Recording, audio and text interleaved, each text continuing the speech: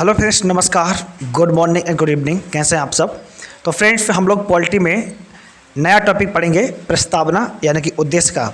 इसको इंग्लिश में प्रीएम्बल कहते हैं। ये टॉपिक आप सब लोगों के लिए बहुत ही ज़्यादा इम्पॉर्टेंट होने वाला है।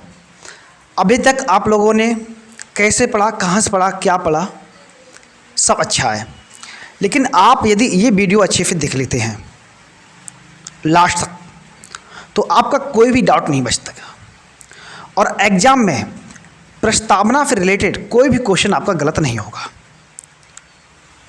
तो ये वीडियो आप लोग पूरा अच्छे से देखिएगा और देखने के बाद जो भी आपके पास ऑब्जेक्टिव टाइप बुक रखी हो उसको, उसमें एक संविधान में प्रस्तावना टॉपिक दे रखा होगा, उसको आप लगा लीजिएगा। सारे के सारे क्वेश्चन आप धल्लड़े से उड़ा देंगे। तो बस हमारे साथ बने रहेगा थोड़ी देर के लिए। प्रस्तावना का स्रोत क्या है? अमेरिका। यानी प्रस्तावना को कहाँ से लिया गया है, तब इसका आंसर होगा अमेरिका। यदि आपसे पूछा जाता है कि प्रस्तावना की भाषा को कहाँ से लिया गया है, तो आंसर होगा ऑस्ट्रेलिया। ठीक है। इसके बाद आपसे पूछा जाता है कि प्रस्तावना का बेस क्या है। बेस क्या है? प्रस्तावना का आधार क्या है? आधार क्या है? इसका आधार है 13 दिसंबर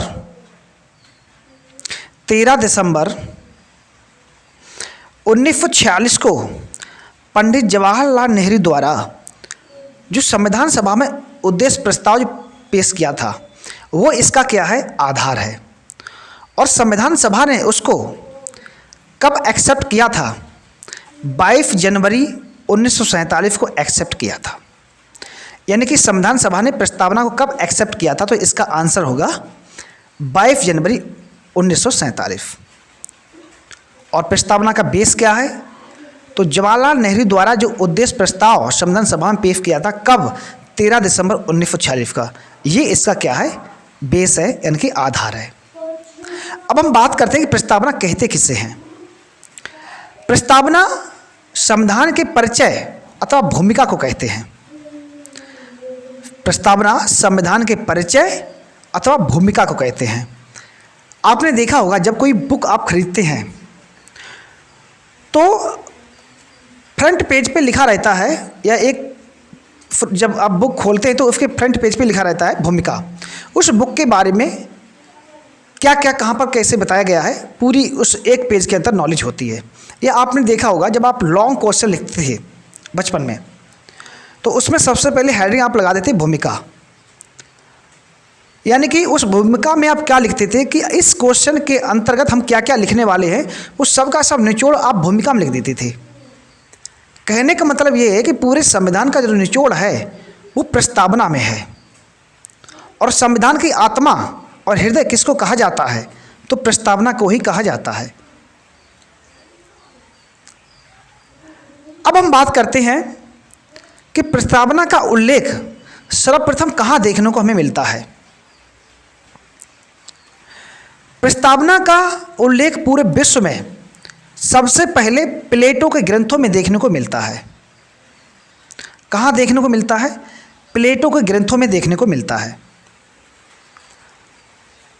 और प्रस्तावना का प्रावधान सबसे पहले ब्रिटिश शासन अधिनियम 1919 में देखने को मिलता है। ये लाइन आप लोग अच्छे से नोट कर लीजिएगा। ये पूछा जा सकता है कि प्रस्तावना का उल्लेख सर्वप्रथम कब किया गया था? ब्रिटिश शासन में। तो ब्रिटिश शासन का जो एक्ट था 1919 में सर्वप्रथम प्रस्तावना का उल्लेख किया गया था।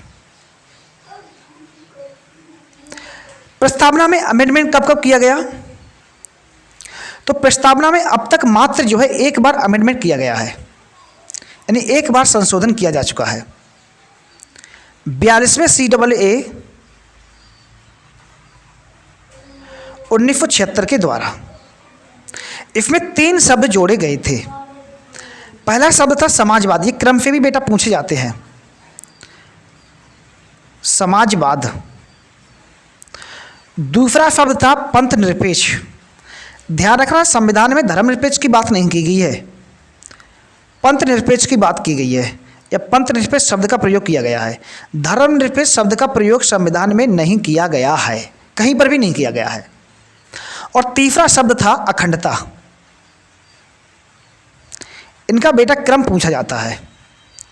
समाजवाद यानी सोशलिज्म, पंथनिरपेक्ष यानी सेक्युलरिज्म और इंटीग्रिटी यानी कि अखंडता, ये 3 शब्द जोड़े गए थे 42वें CAA 1976 के तहत। कौन कौन से? समाजवाद, पंथनिरपेक्ष और अखंडता। जानकारी के लिए आप लोगों को बता दें कि 42वें CAA को इसे लघु संविधान की संज्ञा दी जाती है। इसमें बहुत अमेंडमेंट हुए थे संविधान में। नेक्स्ट हम बात करते हैं प्रस्तावना की। प्रस्तावना पूरी हम लोग पढ़ते हैं और फिर इसमें इसका पूरा का पूरा जो है एक तरीके से पोस्टमार्टम करते हैं।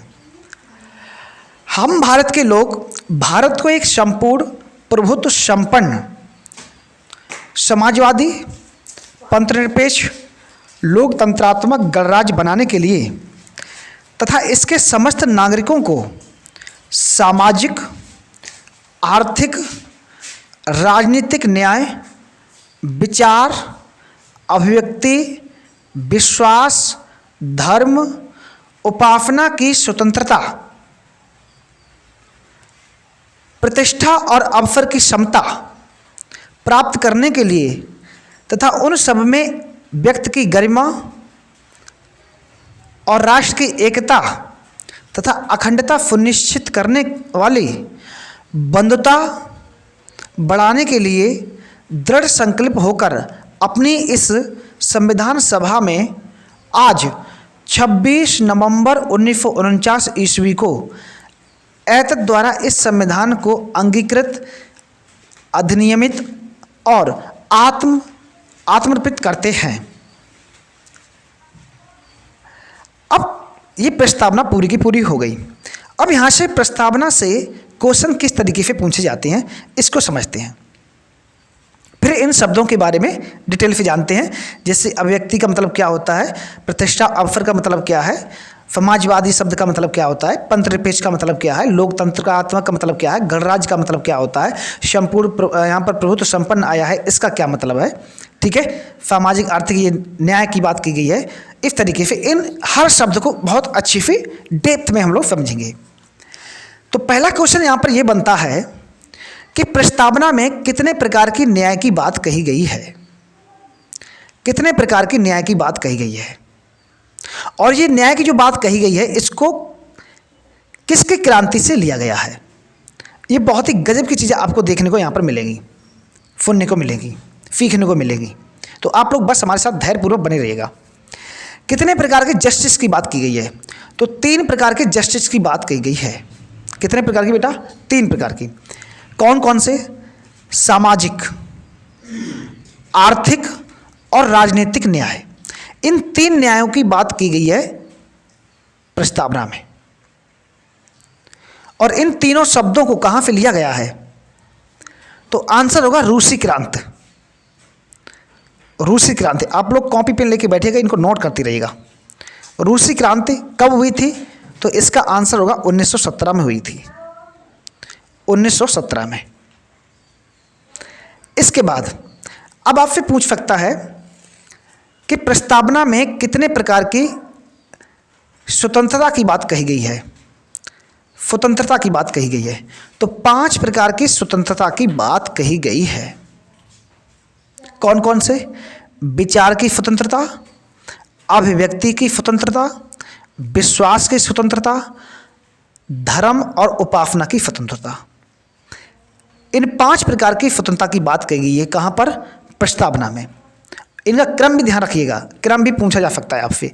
पहले क्या है? विचार है, फिर क्या है? अभिव्यक्ति है, फिर क्या है? विश्वास है, इसके बाद क्या है? धर्म है, और इसके बाद क्या है? उपासना। विचार, अभिव्यक्ति, विश्वास, धर्म और उपासना, इनका क्रम आप लोग याद रखिएगा। सबसे पहले क्या बेटा? विचार, उसके बाद अभिव्यक्ति, उसके बाद विश्वास, उसके बाद धर्म और उसके बाद उपासना। BABDU आप इस ट्रिक से याद रख सकती हो। ठीक है। इसके बाद कितने प्रकार की समानता की बात कही गई है, कितने प्रकार की समता या समानता की बात कही गई है, तो प्रतिष्ठा और अवसर, ये दो प्रकार के समानता की बात कही गई है भारतीय संविधान में, यानी इक्वलिटी की बात की गई है। कितने प्रकार की समानता की बात की गई है, दो प्रकार की समानता की बात कही गई है। कौन कौन से, प्रतिष्ठा और अवसर की समानता। आपने देख पढ़े, आप जब पढ़ेंगे आगे नेक्स्ट मौलिक अधिकार में 14 से लेकर 18 तक, वहां पर भी इनकी चर्चा की गई है। अब यहां से क्वेश्चन नया बन जाएगा कि प्रस्तावना के अलावा प्रतिष्ठा और अवसर की समानता की चर्चा कहां पर की गई है, तो इसका आंसर होगा फंडामेंटल राइट्स में भी इसकी चर्चा की गई है। अब यहां पर आता है कि स्वतंत्रता, समता और बंधुता, ये तीन शब्द जो है कहां से लिए गए हैं। पहला कौन सा है, स्वतंत्रता, स्वतंत्रता। दूसरा है समता, समता। और तीसरा शब्द है बंधुता यानी बंधुत्व। ये तीनों शब्द किस देश की क्रांति से लिए गए हैं, तो आंसर होगा फ्रांस की क्रांति। फ्रांस की क्रांति 1789 से लेकर के ये हुई थी 99 तक। फ्रांस की क्रांति से इनको लिया गया है। अब नेक्स्ट पॉइंट की हम बात करते हैं। जो प्रस्तावना में उल्लिखित प्रमुख शब्द हैं, इनके अर्थ क्या हैं, इनको भी समझ लेते हैं। कभी कभी इनके अर्थ को भी पूछ लेता है, जैसे संप्रभुता का अर्थ क्या है, हम भारत के लोग का प्रस्तावना में क्या अर्थ है, इसको समझते हैं। सबसे पहले इसका तात्पर्य यह है कि भारत एक प्रजातांत्रिक देश है तथा भारत के लोग ही सर्वोच्च संप्रभु हैं। अतः भारतीय जनता को जो अधिकार मिले हैं वही संविधान का आधार है। अर्थात दूसरे शब्दों में भारतीय संविधान भारतीय जनता को समर्पित है, यानी जो भारतीय संविधान है वो भारतीय जनता के लिए ही समर्पित है। इसका मतलब है हम भारत के लोग का मतलब, यानी be the people of India. अब यहाँ पर जो बी है यानी कि हम है, इस शब्द का प्रयोग सबसे पहले किसने किया था, तो इस शब्द का सर्वप्रथम प्रयोग किया था रूसो ने। किसने किया था बेटा, रूसो ने किया था बी शब्द का प्रयोग सबसे पहले। नेक्स्ट हम पॉइंट की बात करते हैं, संप्रभुता। संप्रभुता का क्या अर्थ होता है। संप्रभुता इस शब्द का आशय है कि भारत ना तो किसी अन्य देश पर निर्भर है और ना ही किसी अन्य देश का डोमिनियन है। इसके ऊपर और कोई शक्ति नहीं है और यह अपने आंतरिक और बाहरी मामलों का निस्तारण करने के लिए स्वतंत्र है। इसमें किसी दूसरे देश का हस्तक्षेप जरूरी नहीं है और ना ही भारत में कोई कर सकता है और ना ही भारत परमिशन देता है। नेक्स्ट हम बात करते हैं समाजवादी। समाजवादी शब्द का क्या मतलब है। समाजवादी यानी कि सोशलिज्म। समाजवादी शब्द का आशय है कि ऐसी संरचना जिसमें उत्पादन के मुख्य साधनों, पूंजी, जमीन, संपत्ति आदि पर सार्वजनिक स्वामित्व या नियंत्रण के साथ वितरण में समतुल्य सामंजस्य हो।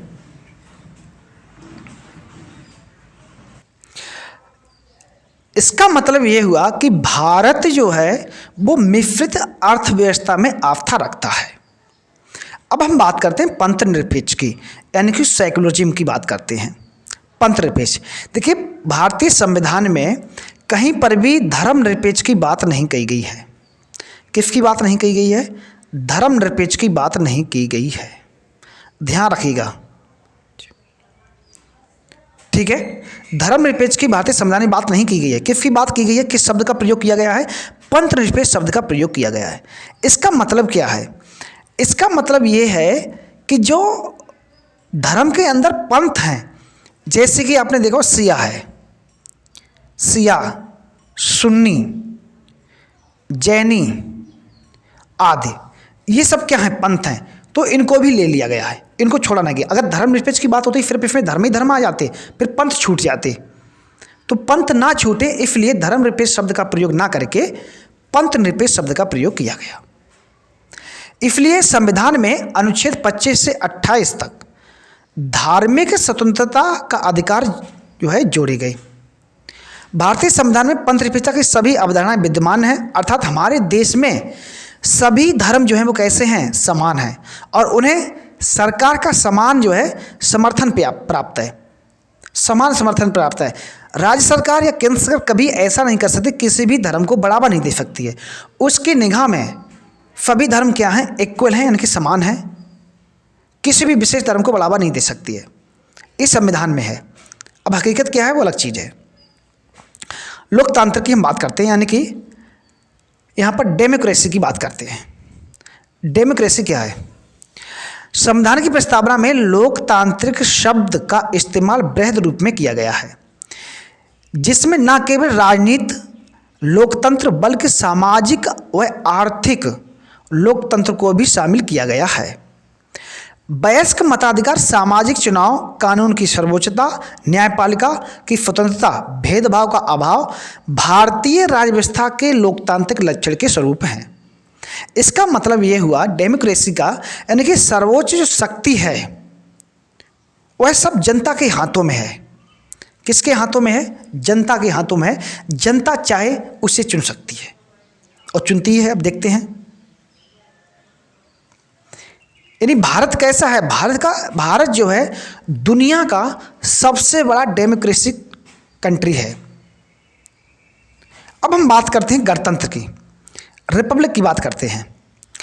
प्रस्तावना में गणराज्य शब्द का प्रयोग इस विषय पर प्रकाश डालता है कि दो प्रकार की लोकतांत्रिक व्यवस्थाओं में कौन कौन सी दो प्रकार की लोकतांत्रिक विशेषताएं हैं। एक विशेषता है वंशागत और दूसरी है लोकतंत्रीय। भारतीय संविधान के अंतर्गत लोकतंत्रीय गणतंत्र को अपनाया गया है। गणतंत्र में राज्य प्रमुख हमेशा प्रत्यक्ष अथवा अप्रत्यक्ष रूप से एक निश्चित समय के लिए चुनकर आता है। गणतंत्र के अर्थ में दो और बातें शामिल हैं। कौन कौन सी? पहली बात, राजनीतिक संप्रभुता किसी एक व्यक्ति जैसे राजा के हाथ में होने के बजाय लोगों के हाथों में होती है। दूसरी है किसी भी विशेषाधिकार प्राप्त वर्ग के किसी भी विशेषाधिकार वर्ग को अनुपस्थित, इसलिए हर सार्वजनिक, कहने का मतलब ये है, दोबारा से समझिएगा, दूसरी यही बात है कि किसी भी विशेषाधिकार प्राप्त वर्ग की अनुपस्थिति, इसलिए हर सार्वजनिक कार्यालय बगैर किसी भेदभाव के प्रत्येक नागरिक के लिए खुला होगा। कुल मिलाकर हम कह सकते हैं भारत का जो राष्ट्राध्यक्ष होगा वो निर्वाचित होगा, ना कि वंशानुगत होगा। और जो लोकतंत्र शब्द है ये समाजवाद शब्द है। कैसा है? समाजवाद, साम्यवादी नहीं है। ये साम्यवादी नहीं है। कैसा है? ये समाजवाद शब्द है। अब्राहम लिंकन ने कहा था, लोगों का तंत्र अर्थात जनता का शासन जनता के लिए जनता द्वारा स्थापित शासन है। ये अब्राहम लिंकन की क्विट बहुत ज़्यादा प्रसिद्ध है। जब जब लोकतंत्र की बात आती है तब ये उक्ति, ये पंक्ति बोली जाती है, लोगों का तंत्र अर्थात जनता का शासन जनता के लिए जनता द्वारा स्थापित शासन है। अब हम बात करते हैं स्वतंत्रता की।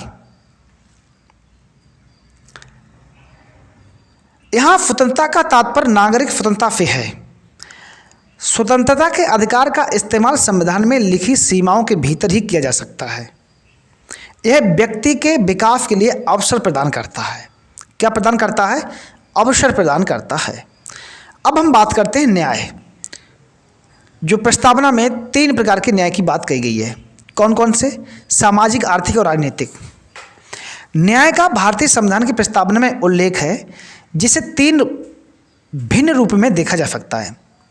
सामाजिक न्याय, राजनीतिक न्याय और आर्थिक न्याय। सामाजिक न्याय से मतलब ये है कि मानव के बीच, यानी मानव के बीच जाति वर्ण के आधार पर भेदभाव ना माना जाए और प्रत्येक नागरिक को उन्नति के समुचित अवसर सुलभ कराया जाए। आर्थिक न्याय का यहाँ पर मतलब ये है कि उत्पादन एवं वितरण के लिए साधनों का न्यायोचित वितरण हो और धन संपदा का केवल कुछ ही हाथों में केंद्रित ना हो जाए, कुछ के ही हाथों में ना केंद्रित हो जाए। इसलिए जो उत्पादन एवं वितरण के साधन हैं उनका जो है वितरण न्यायोचित होना चाहिए। नेक्स्ट हम बात करते हैं राजनीतिक न्याय। इसका क्या मतलब है? इसका मतलब यह है कि राज्य के अंतर्गत समस्त नागरिकों को समान रूप से नागरिक और राजनीतिक अधिकार प्राप्त हो, चाहे वह राजनीतिक दफ्तरों में प्रवेश की बात हो अथवा अपनी अपनी बात सरकार तक पहुंचाने का अधिकार हो। ये किस में आता है? राजनीतिक न्याय में आता है। उम्मीद करते हैं आप लोगों को ये शब्द जो है अच्छे समझ में आ रहे होंगे। नेक्स्ट हम बात करते हैं समता। समता क्या? समता यानी कि इक्वलिटी, समानता। भारतीय संविधान की प्रस्तावना हर नागरिक को स्थिति और अवसर की क्षमता प्रदान करती है, जिसका अभिप्राय है समाज के किसी भी वर्ग के लिए विशेषाधिकार की अनुपस्थिति और बिना किसी भेदभाव के हर व्यक्ति को समान अवसर प्रदान करने की उपबंध। नेक्स्ट हम बात करते हैं बंधुत्व। बंधुत्व क्या है? बंधुत्व, इसका शाब्दिक अर्थ है भाईचारे की भावना। बंधुत्व का क्या अर्थ है? भाईचारे की भावना। प्रस्तावना के अनुसार बंधुत्व में दो बातों को सुनिश्चित करना होगा। पहला, व्यक्ति का सम्मान और दूसरा, देश की एकता और अखंडता। मौलिक कर्तव्य में भी भाईचारे की भावना को प्रोत्साहित करने की बात कही गई है। इसका मतलब यह हुआ, यहां से एक और क्वेश्चन बनता है कि प्रस्तावना के अलावा भाईचारे की बात या भाईचारे की भावना की बात कहां पर की गई है? तो आंसर होगा मौलिक कर्तव्य में भी की गई है। यहां तक क्लियर है? अब इसके बाद हम लोग जो है प्रस्तावना में अभी तक एक बार संशोधन हो चुका है, जैसे कि हमने आप लोगों को बताया है 42वें CAA 1976 में, जिसमें 3 शब्द जोड़े गए थे, समाजवादी, धर्मनिरपेक्ष और अखंडता शब्द जोड़े गए। ठीक है ना? अब हम बात करते हैं कि क्या प्रस्तावना संविधान का अंग है? इस पर बहुत ज़्यादा मतभेद है। अब इसको जो है हम लोग बहुत ही डेप्थ में पढ़ेंगे। प्रस्तावना संविधान का अंग है कि नहीं है, इसमें सुप्रीम कोर्ट द्वारा क्या एक्सप्लेनेशन दी गई है उसको ज़रा समझते हैं। प्रस्तावना में सबसे पहले जो मामला आया था वो 1960 में आया था। 1960 में कौन सा मामला था? बेरीवारी यूनियन, यानी बेरीवारी मामला था। इसमें 7 जजों की बेंच बैठी थी। 7 जजों की बेंच बैठी थी। कितने जजों की? 7 जजों की। इसमें संविधान का अंग नहीं माना था प्रस्तावना को, कि प्रस्तावना संविधान का अंग नहीं है। और साथ में यह बोल दिया गया कि जहां संविधान की भाषा संदिग्ध लगे, अस्पष्ट लगे, वहां उद्देश्य का यानी कि संविधान निर्माताओं के आस को समझने में सहायक होगी। वहां प्रस्तावना क्या होगी? समझने में सहायक होगी। बेरीवारी मामले में यह बोल दिया गया था कि संविधान निर्माताओं के विचारों को जानने की कुंजी है। कौन?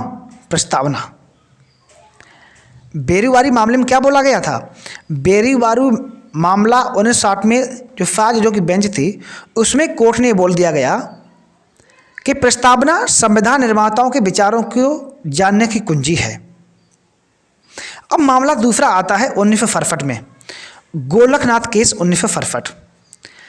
इसमें गोलकनाथ ने क्या बोल दिया कि प्रस्तावना संविधान की आत्मा है। संविधान की आत्मा है,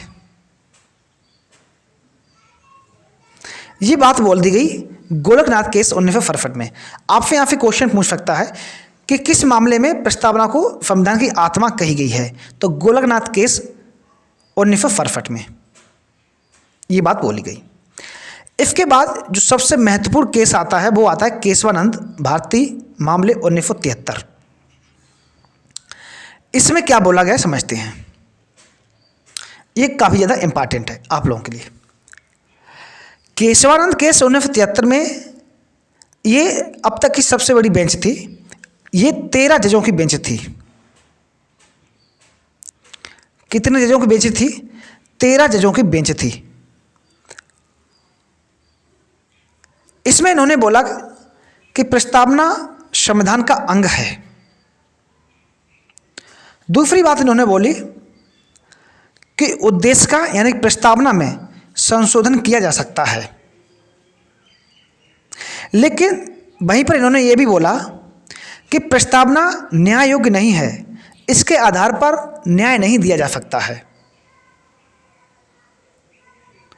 जो इन्होंने ये बात बोली थी कि प्रस्तावना में संशोधन किया जा सकता है, इसमें इन्होंने एक बात और जोड़ दी गई थी कि प्रस्तावना के मूल ढांचे के अलावा संशोधन कर सकते हो, मूल ढांचे में उसके जो है संशोधन नहीं कर सकते हो। अब मूल ढांचे की यहाँ पर बात आती है।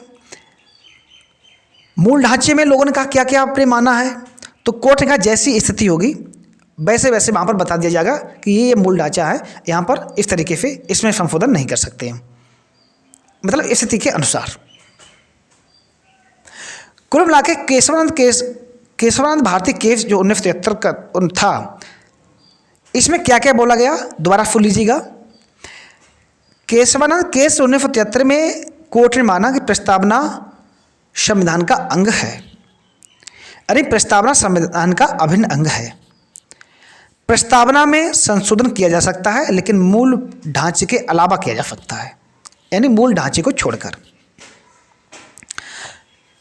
वहीं पर इन्होंने तीसरी बात बोली कि प्रस्तावना न्याय योग्य नहीं है और इसके आधार पर न्याय नहीं दिया जा सकता है, बल्कि फंडामेंट्स जो राइट्स हैं, मौलिक अधिकार जो हैं, वो न्याय योग्य हैं, उनके आधार पर न्याय दिया जा सकता, लेकिन प्रस्तावना के आधार पर न्याय नहीं दिया जा सकता किसी भी व्यक्ति को।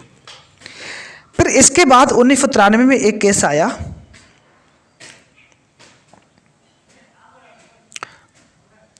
SR Bommai case. SR Bommai case आया। इसमें कहा गया कि प्रस्तावना के मूल ढांचे में संशोधन नहीं कर सकते।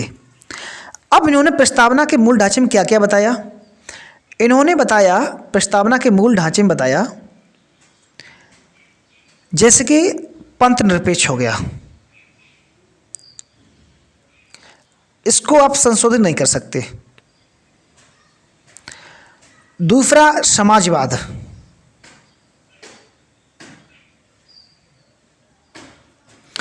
और तीसरा था अखंडता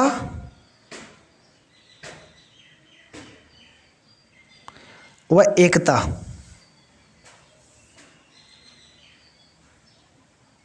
ये बोल दिया गया इन्होंने।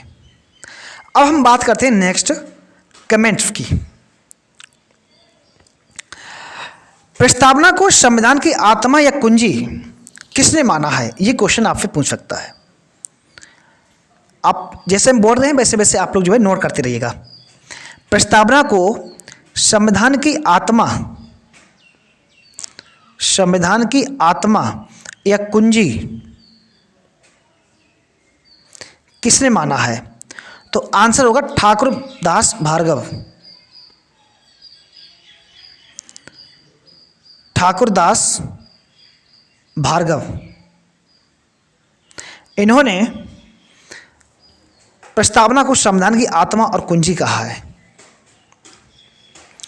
और डॉक्टर भीमराव अंबेडकर ने क्या कहा है,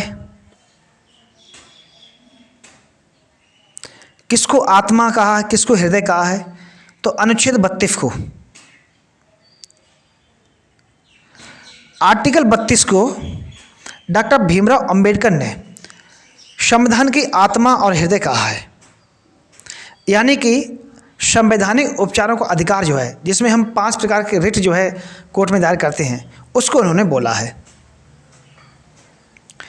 प्रस्तावना भारतीय राजनीति की जन्म कुंडली है, ये बात किसने बोली है, तो ये बात बोली है के.एम. मुंशी ने। के.एम. मुंशी ने क्या बोला है कि जो प्रस्तावना है ये भारतीय राजनीति की जन्म कुंडली है। भारतीय राजनीति क्या है, जन्म कुंडली है।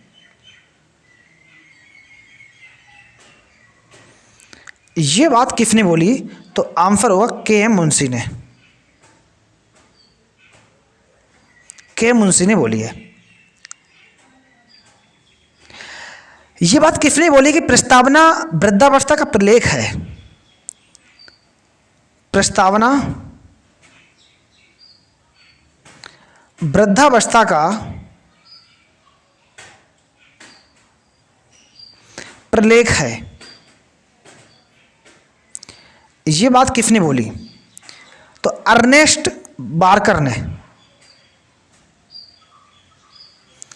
अर्नेस्ट बार्कर ने ये बात बोली।